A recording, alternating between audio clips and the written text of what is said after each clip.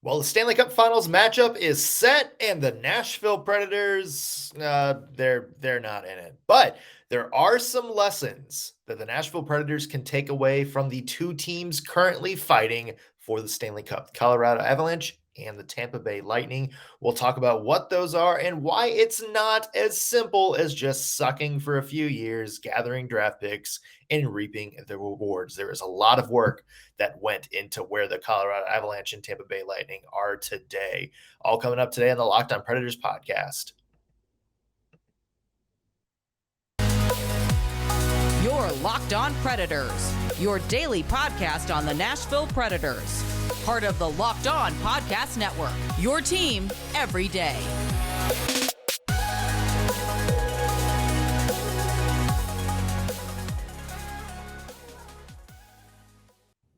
Happy Monday, everybody. Thank you for making Locked On Predators your first listen of the day. I'm Nick Morgan. I'm a writer and editor at ontheforecheck.com. Normally, I have a partner in crime, but Ann Kimmel has the day off. Before we get started too far into this, want to mention today's show brought to you by our friends at BetOnline. BetOnline.net is the number one source for all of your sports betting stats and info. BetOnline, where the game starts. Well, Stanley Cup Finals matchup is set, and it's pretty much the two teams we kind of thought would be there at the end of the road to the Stanley Cup Finals. We have the Colorado Avalanche, in a lot of people's minds, the best team in the NHL from start to finish this year. I mean, they really seem to have the West won from January on. I know the Florida Panthers were kind of in that discussion too. They won the President's Trophy, but it really seemed like the Avalanche were the ones that had the stranglehold on the conversation. A lot of people thought they were the most complete team. A lot of people thought, this was their year. This was the year that they're the dynamo. Nobody in the league can match their firepower, except on the other side, the Eastern Conference, the Tampa Bay Lightning, who don't need an introduction because they've been here now for 3 years in a row. They have won the Stanley Cup the previous 2 years, trying to become the first team since the Islanders dynasty of the early 1980s to win 3 Stanley Cups in a row. And they have proven this postseason that, hey, they're in this. They are also one of the best teams, not just this year in the NHL. This is one of the best built franchises of all time, and they have a chance to prove it. Going into the playoffs, I was kind of looking at the side, and as the games started kind of going on, I thought, and I think Anna and I talked about this. I said, there's one team I think that has the entire package that can slow the Colorado Avalanche down, and that is the Tampa Bay Lightning. Now, the Lightning, even though history is on their side with back-to-back Stanley Cups, they still have to prove it, guys, because Colorado's legit. We have seen them make so many pretty good teams, including the Nashville Predators, look absolutely foolish this postseason. I mean, Edmonton Oilers, you look at what they did to them. Like, they had one of the most dynamic offenses in NHL history with Connor McDavid, who's having an interesting 24 hours, and Leon Draisaitl, Evander Kane having his kind of resurgence, Zach Hyman, this dynamic offense who was just winning games like the Kansas City Chiefs way of just outscoring everybody. Defense be damned. And Colorado came out and adapted their game and not only beat Edmonton, but actually beat Edmonton in the same way that the Oilers had been beating other teams this postseason. Avalanche were, you kind of hear that old sort of saying. It's like, oh, you kind of want to force the other team to play your style of game. And the Avalanche, said, we're so good that we are going to indulge the other team. We are going to play the style of hockey they want to play, but we're going to do it better than them. That's how much swagger the Avalanche had this season. They went out to the St. Louis Blues, who are this, defensive juggernaut. Nothing gets out past them. And they wound up playing a physical shutdown game just like the Blues did. Go back to our series against the Nashville Predators. Hey, Nashville is a scrappy team with a lot of speed, excellent forechecking, almost a suffocating sort of forecheck that forces the other team to make a lot of mistakes, and then the Predators capitalize on those mistakes. I mean, that's what Colorado did to Nashville. I mean, the Preds just couldn't get the puck out of their own zone because that same sort of relentless pressure we've seen the Preds put on other teams this year.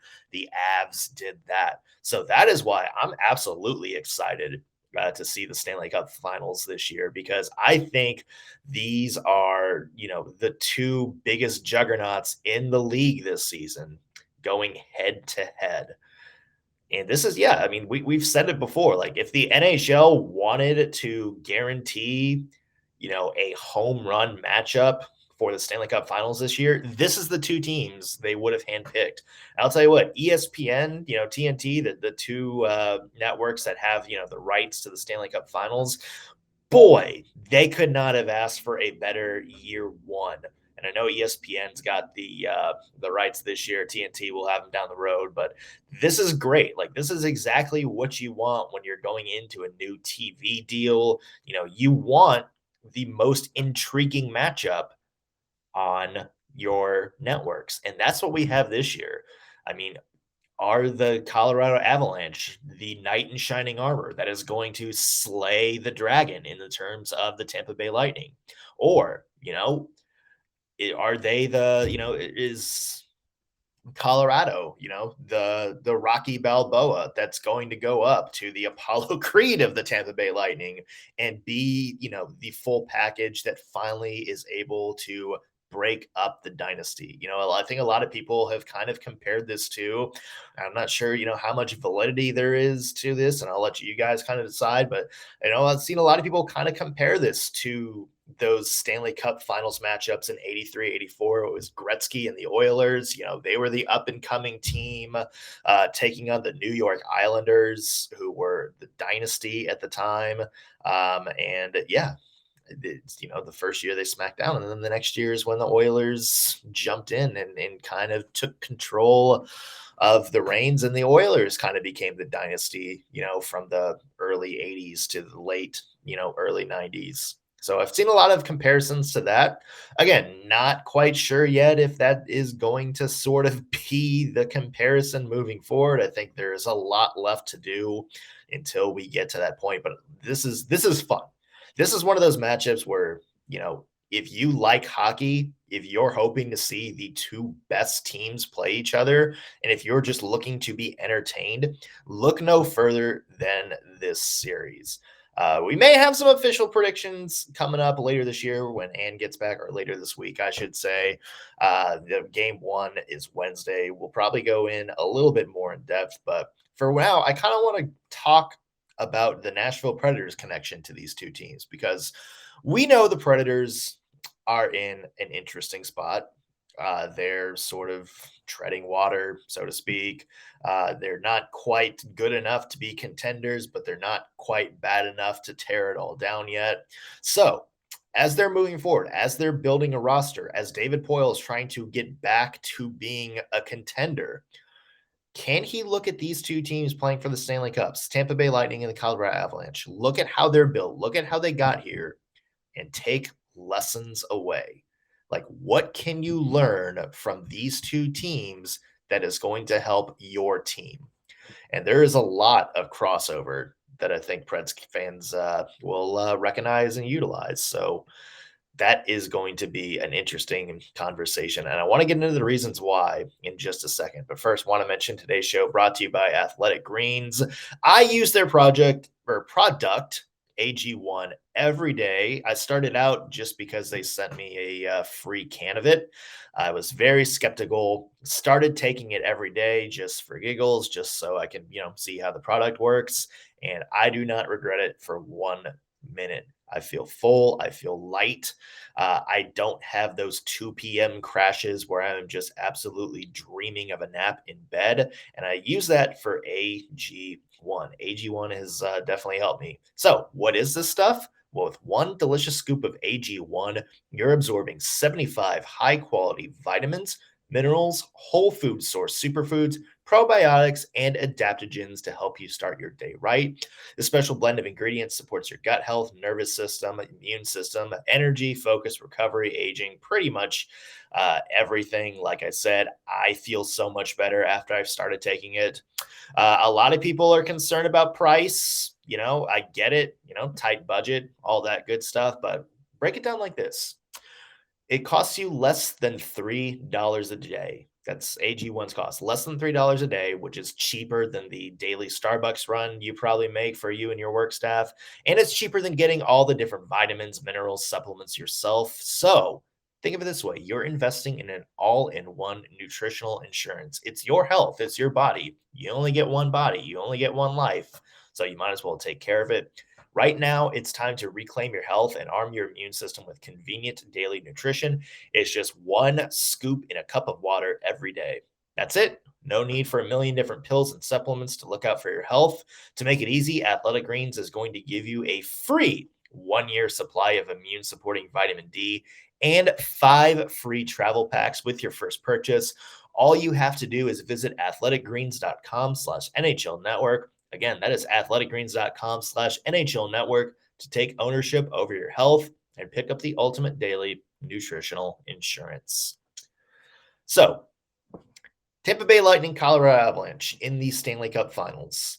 Those are, if you listen to Preds fans who are kind of pitching for a rebuild, the two teams that, people making that argument bring up the most. And, hard to blame them. Colorado Avalanche look like one of the best all-around teams we've seen in the NHL in quite some time. Tampa Bay Lightning may be 4 wins away from their first three-peat in almost 40 years in NHL play, in over 40 years, I should say. So what can the Nashville Predators learn from the way two teams were built? And let's talk about the elephant in the room, which is this kind of notion that you have to, tear it all down, rebuild, just hope and pray that you get a couple of top 3 picks, some lottery picks. Let's be honest, that helped. Tampa Bay got Stamkos 1 and Hedman 2. Colorado got MacKinnon 1, Landeskog 2.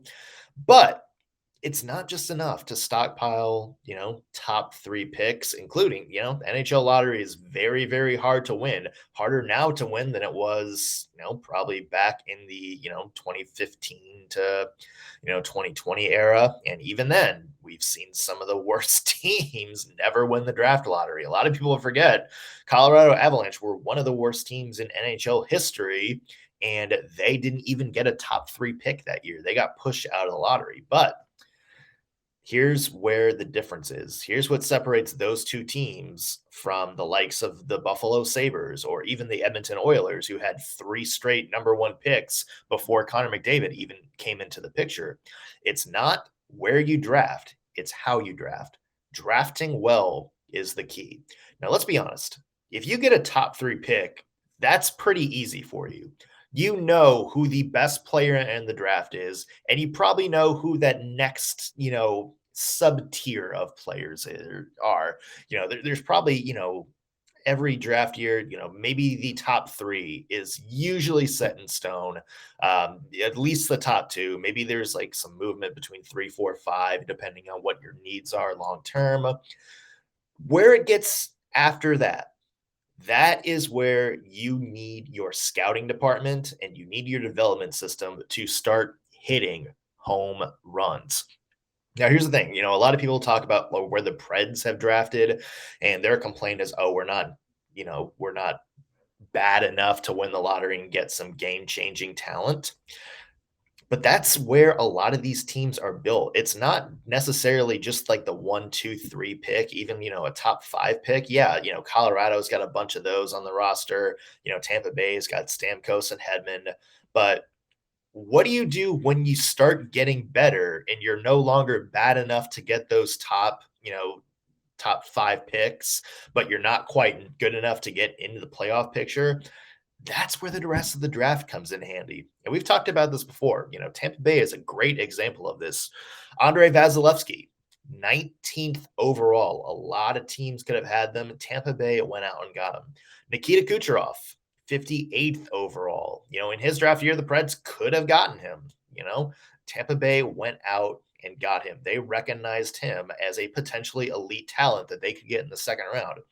Brayden Point, 79th overall. Anthony Cirelli was also in the 70s. These are all players that you don't need to tank to get. You have to identify where they are. You have to know how you're going to use them, and you have to know how you develop them.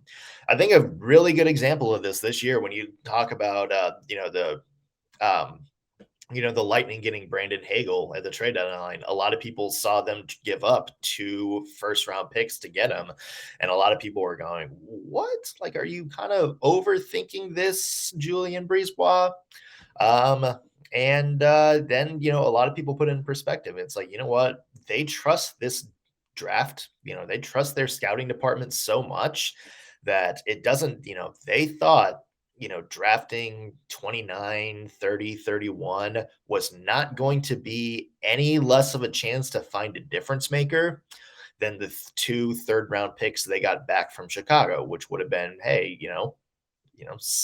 60, 70, that sort of range. They trust their scouting department enough to go out and find playmakers in all parts of the draft. Drafting has not been very kind to the Nashville Predators this year. I guess this decade rather than this year. You have a couple of drafts here and there where you're able to pull out some stars. Like obviously 2009, that was a big one. 2003 is one of the most heralded drafts in Nashville Predators history. But then you go through the rest of the years, and there's a lot of, first round picks who, turn into pretty decent players, followed by second round picks that you forgot the Predators even had. Maybe a couple of, key players come out of the, third, fourth, fifth rounds. Every once in a while, you'll hit on a seventh round guy or a late round pick, Pecorine, obviously. But the Predators haven't done a great job of finding consistent value in those middle rounds. Obviously there's some exceptions. Alexander Carrier is somebody who has developed and has done fantastic this year. But to me, what separates the Lightning from a team like the Predators is the Lightning can see a player and not necessarily just see like his potential. Like, when you draft a player, like, oh, this is what he can become. The Lightning, to me, they look at a player sort of in those middle rounds of the draft, the second, late second, third, fourth rounds, and they don't look at them maybe by ceiling. They look at them, it's like, okay, if this player develops the way we want him to, how can we use him? And that to me is why the Lightning's draft, why their roster is littered with all these players who are coming out of, the third and fourth rounds. Some of them, like Kucherov, has developed into a star, obviously. But, you have just other players like Alex Killorn out there, Ross Colton, some of these players, Yanni Gourde, who was a big part of their team before going to Seattle, was undrafted. Same thing with, Tyler Johnson. Tyler Johnson was undrafted. Lightning went out and got him. Cedric Paquette was a late round pick who obviously had a couple of very, very big years for them, was instrumental in building that team. So that to me is a big difference that the Nashville Predators have to start utilizing. If they want to be up in the echelon of Tampa Bay and Colorado, they have got to rethink how they're drafting players. Now, another big key, and here's where I think Colorado is a good example, is bringing in the right support. Because, hey, we've seen a lot of teams have a lot of good draft picks, stockpile, and not live up to the billing of Colorado and Tampa Bay. To an extent, even Colorado for a while fell into this category. Obviously, hey, they got Matt Duchene with the third overall pick. A couple years later, they got Landeskog with the second overall pick. And other than, one or two sporadic playoff appearances, they were still pretty bad. Hey, even the year where they went out, their Cal McCarr year, which I think was 2017, and they absolutely nearly set the record for worst NHL season of all time. Nathan MacKinnon was on that team. So, it's not just the fact that you're kind of going out and getting all these stockpiles. They need support. You need to build a core around them. That's what separates Colorado this year from somebody like Toronto, who has an unbelievable core. Edmonton, who may have the best hockey player of our generation on their team. That's what separates Colorado, is they have gone out and they have gotten support. Nazem Kadri, one of the best kind of player trades of all time. And you think he was an absolute missing piece for the middle of that team. Like, he's the guy that goes out there, does a lot of sort of the gritty work. He's the second line guy who goes out there and, just goes out there to win a key face-off. Or he's the guy that's sort of the two-way guy, can do penalties. If you need a strong forecheck, he's the guy you put out there. They went out and got Andre Burakovsky. That's another guy who has been under the radar this year for the Colorado Avalanche, just because they have so many superstars on their team that you don't hear a lot about Andre Burakovsky going out and getting 61 points this year. Devon Toews, dear God, man, like, that was sort of a underreported trade when it happened. He was sort of, a fourth pair guy for the New York Islanders, was very reliable for them. But when he got traded to the Colorado Avalanche, that still didn't make a lot of noise. It was just like, okay, Avalanche are giving up a couple of draft picks to get another top four defenseman, maybe help out Cale Makar. Devon Toews at times has looked like, if it wasn't for Cale Makar, the best defenseman, like, playing in the playoffs. I mean, he does it all. Like, he can score, he can move the puck, but he plays amazing shutdown defense. And, we kind of talked about this in jest, just because his name was coming up over Roman Yossi's, and we have opinions about that. But Devon Toews, there's been people putting him in the Norris conversation. I would say you could absolutely justify that, because he plays such a good, complete game. But that's the other, like, he was brought for a couple of draft picks over from the New York Islanders. The Colorado Avalanche went out and got somebody to support the core they have. Now, David Poile, take note of this, because you're coming up in a time in which you think you have a pretty good core, and you do. You have Matt Duchene, who had an 80-point season. You had Roman Josi, who is probably going to win the Norris this season. It doesn't matter if you think he should or not. It sounds like he probably is going to. You have UC Saros, who is becoming one of the best young goaltenders in the league. You have good core pieces. Where you're lacking, David Poile, is the support. You need players that not only are just good players, but you need players that play well with the people you have. And I think that was sort of what got the Predators kind of into this purgatory of, you don't know which direction you're going to begin with, is because some of the moves you make, you went out and got Kyle Turris, kind of without thinking how he was going to fit in with the team.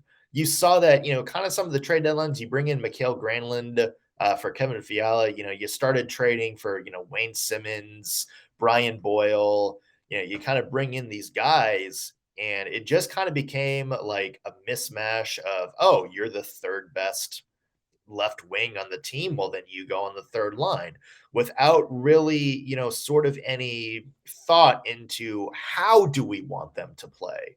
In a perfect world, how is, Ryan Hartman helping Philip Forsberg on that other wing? How is he opening space for somebody like Ryan Johansson? That to me, I think there's a lot of mindfulness that goes in to bringing in some of these complementary players.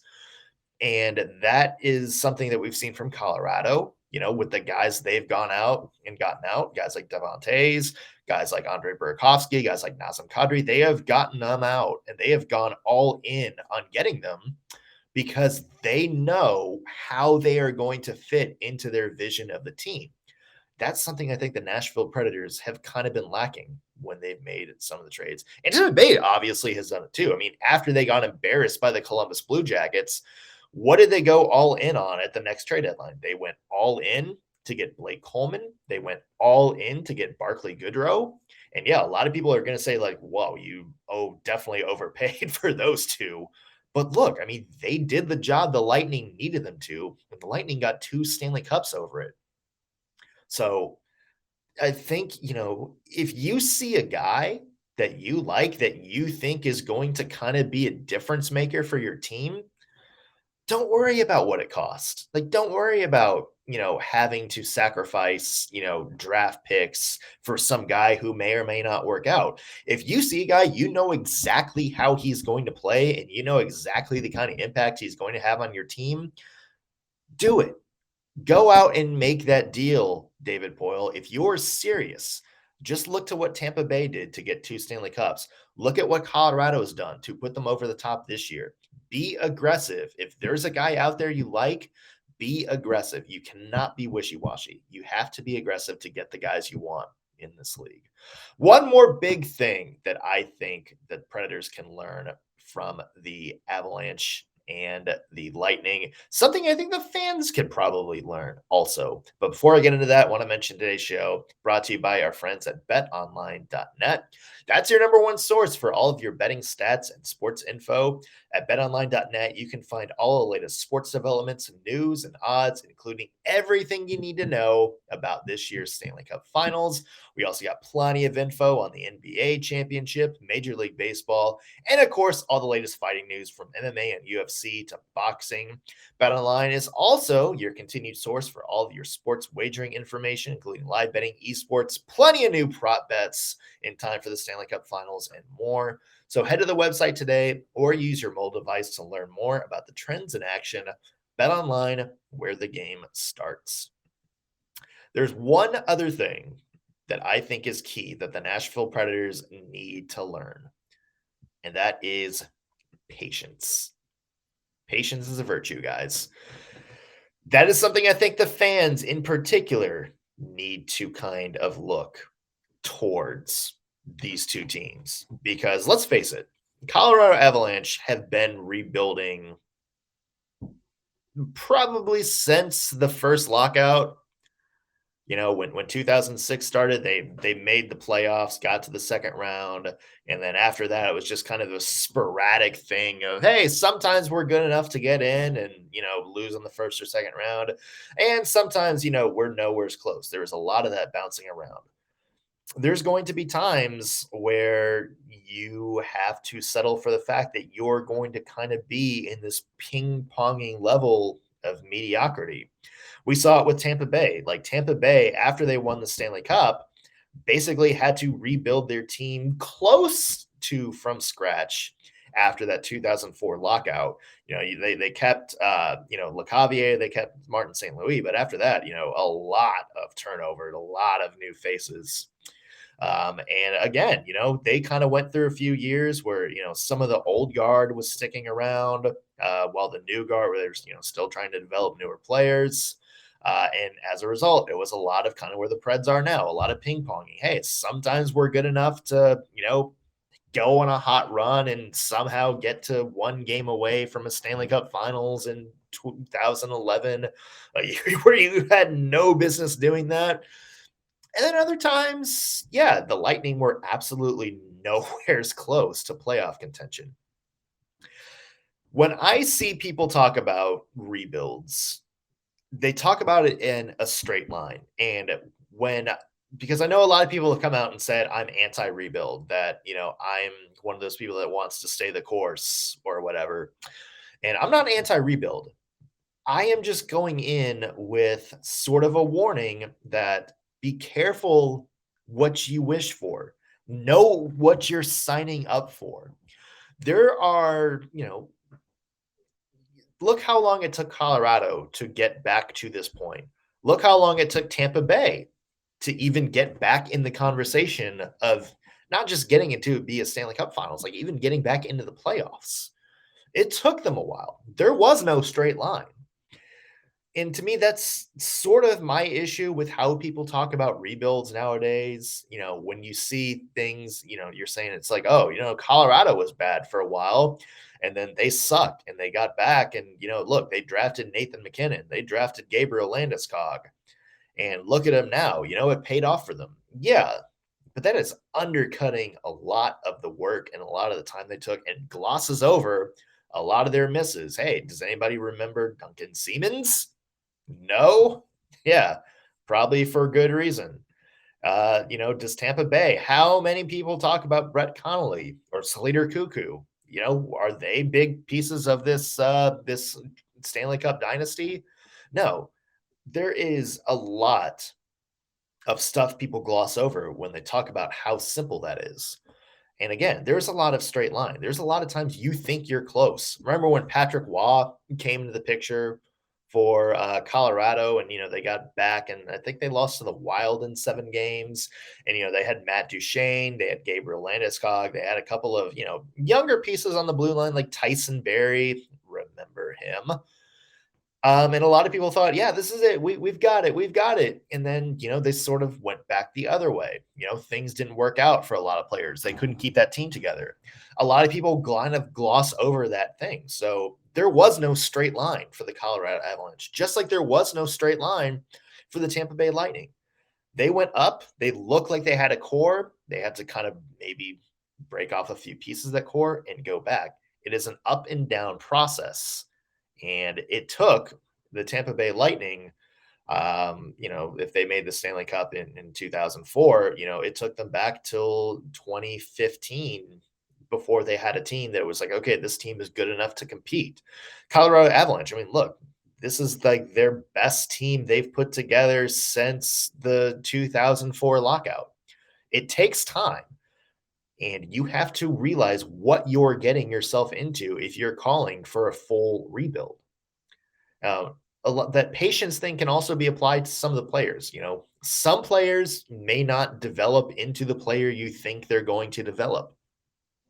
In other cases, a player might need more time than some of the other people in the league. I mean, we've seen rookies come in, guys like, Trevor Zegras, Moritz Seider come in the league and, basically be exactly what everybody thought they were going to be right off the bat. We've seen that with a lot of players. Take Nathan MacKinnon.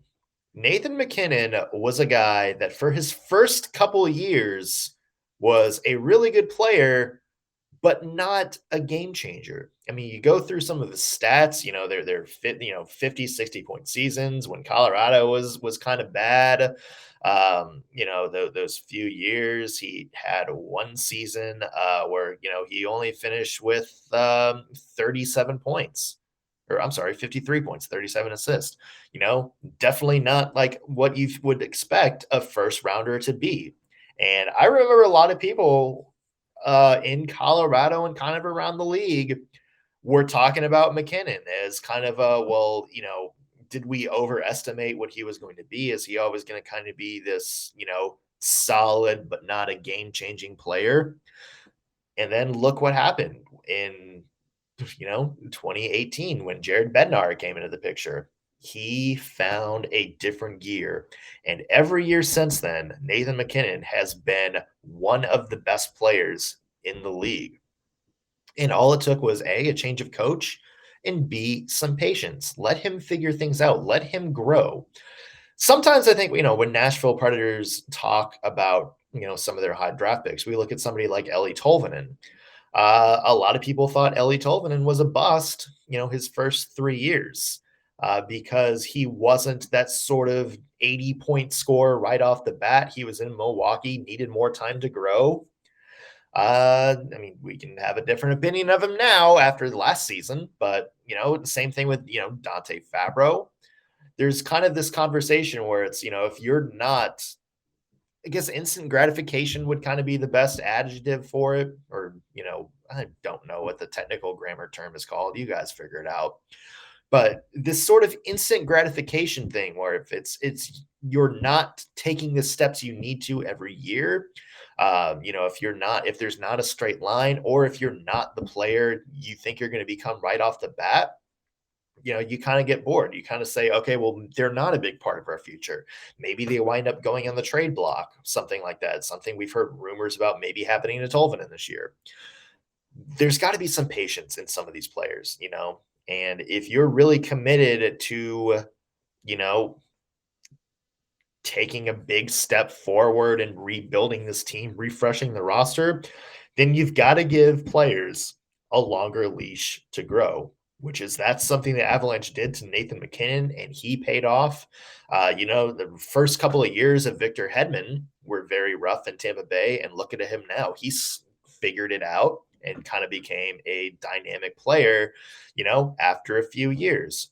So that's the thing, is you need patience, not just in the timeline of your team's rebuild, but some of these players as well. And that is a big mistake I think a lot of teams around the NHL make. I mean, just look at the trade rumors right now. I mean, the Chicago Blackhawks have Kirby Dach on their market, who should be the center of a rebuild. Same with Alex DeBrincat.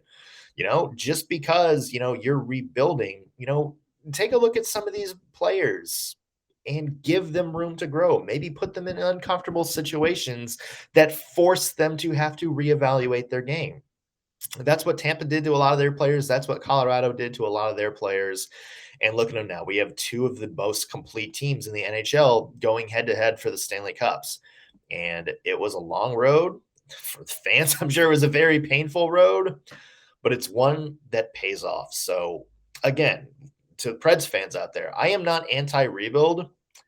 Just know it's not going to be a easy road. There are not going to be any quick fixes if you want to emulate what the Avalanche and what the Lightning have done. So that's kind of my spiel for today. Again, I kind of want to hear your thoughts. Do you think the Predators can take lessons from the Lightning and Avalanche other than just tanking, other than just being bad and hoping you rack up some lottery picks?